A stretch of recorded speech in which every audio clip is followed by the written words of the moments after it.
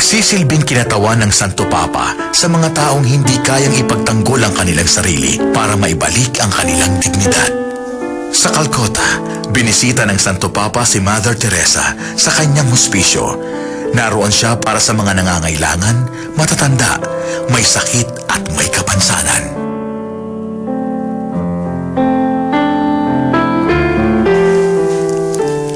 Naging katangi-tangi si Pope John Paul II sa panahon niya bilang Santo Papa.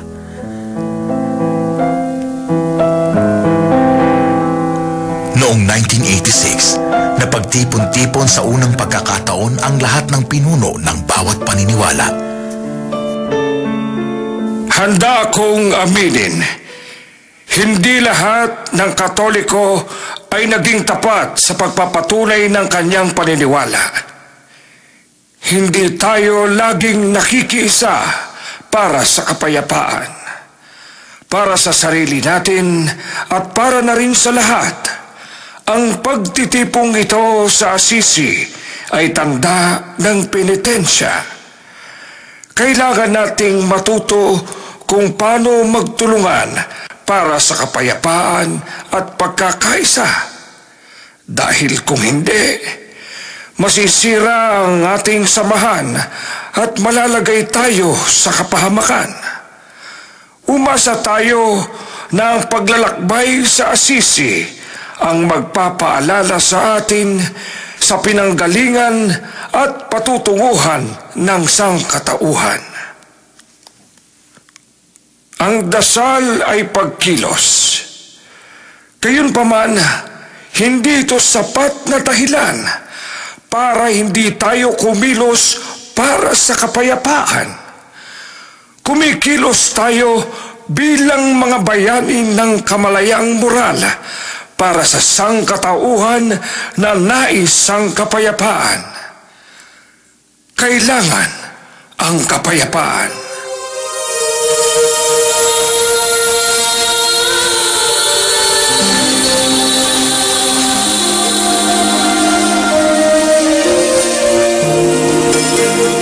Mga kapatid at mga kaibigan, sa pagsapit ng bagong milenyo, nasasaksihan natin ang hindi pangkaraniwang global acceleration para makamtan ang kalayaan na isa sa pinakamahalagang aspeto ng sangkatauhan. Ang fenomenang ito ay hindi lamang limitado sa isang bahagi ng daigdig. Hindi ito ekspresyon ng iisang kultura. Lahat ng tao, babae man o lalaki, sa buong mundo, kapag may banta ng karahasan, nakikipagsapalaran din para sa kalayaan. Ang pandaigdigang paghahangad para sa kalayaan ay tanda ng ating panahon. Naging kilala si John Paul II bilang geopolitician dahil sa pakikipagkita sa mga pinuno ng mga bansa, higit pa sa lahat ng naunang Santo Papa, para sa layuning mapagbuklod ang mga bansa. Bibisitahin niya ang bawat isa, katunggali man o kaibigan, matupad lamang ang kanyang hangarin. Si Pope John Paul II, ang polish na Santo Papa, ay isa sa mga pinakamahalagang tao sa ika-20 siglo. Walang tigil na ipinalalaganap ang spiritual values sa daigdig ng materialismo, kampyon ng karapatang pantao at ng dignidad ng buhay. Sa pagpunta niya sa Casablanca, tinalakay muli ng Santo Papa ang layunin niyang pagbuklurin ng mga Kristiyano at Muslim. Naniniwala ko na kailangang makilala ng bawat Kristiyano at Muslim ang magkaparehong ugali na mayroon sila. Nagpapasalamat ako sa Diyos para doon. Pareho tayong naniniwala sa iisang Diyos na puno ng katarungan na tawa. Nagkaroon tayo ng mga di pagkakaunawaan at nagdulot ito ng mga alitan na tigmaan noong unang panahon.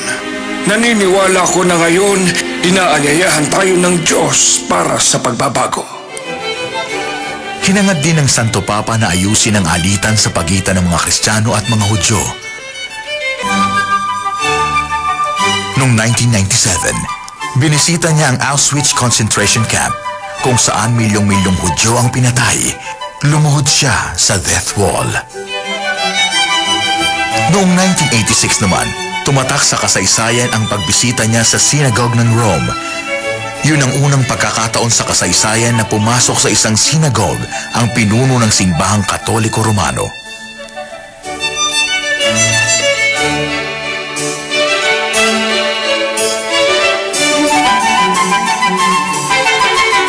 Hindi hiwalay ang Jerusalem sa Kristyanismo sapagkat magkaugnay sila.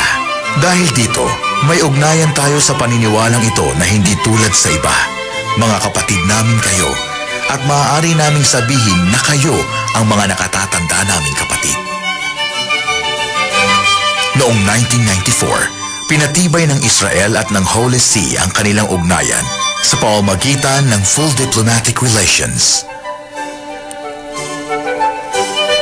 Noong 1998, nagpahayag ang Vatican ng matinding pagsisisi sa mga pagkakamali at pagkukulang ng mga Katoliko noong panahon ng Holocaust.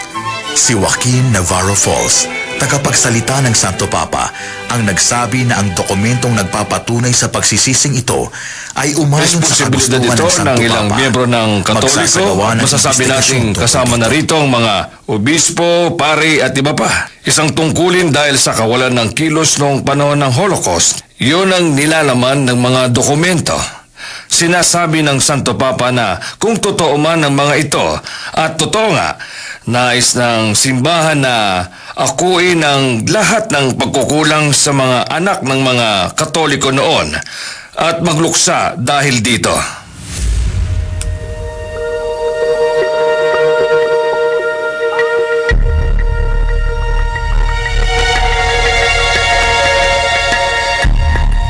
Sa Poland, inumpisahan ang pagsasaayos sa mga pagkakamaling nagawa sa mga Hudyo sa bayan ng Krakow, ang dating Archdiocese ng Santo Papa. Ang plano ay pangalagaan ang historic remains ng Jewish community at ibalik sa kanila ang kanilang karapatan at maging bahagi ng lipunan ng Poland. Isa ito sa mga determinasyon ng Santo Papa na pagbuklorin ang dalawang nangungunang paniniwala sa mundo at magkaisang labanan ang tumataas na antas sa daigdig ng materialismo.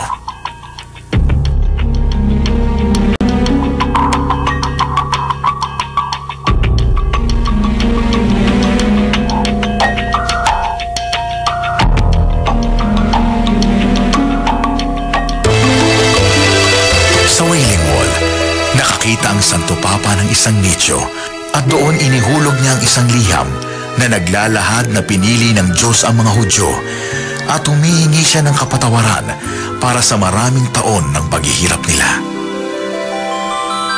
Bilang simbolo ng pakikisama, noong 1992, binisita ni Pope John Paul II ang isla ng Guri na bahagi ng Senegal na sa loob ng 2 siglo ay nagsilbing shipping point para sa slave trade.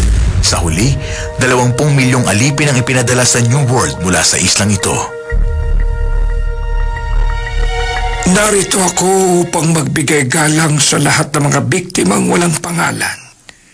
Hindi natin malalaman kung ilan silang lahat. Sa kasamaang palad, tinalikuran ng sibilisasyong tinatawag nating Kristiyano ang pangaalipin. Alam nating lahat kung ano ang mga nangyayari sa mga concentration camp.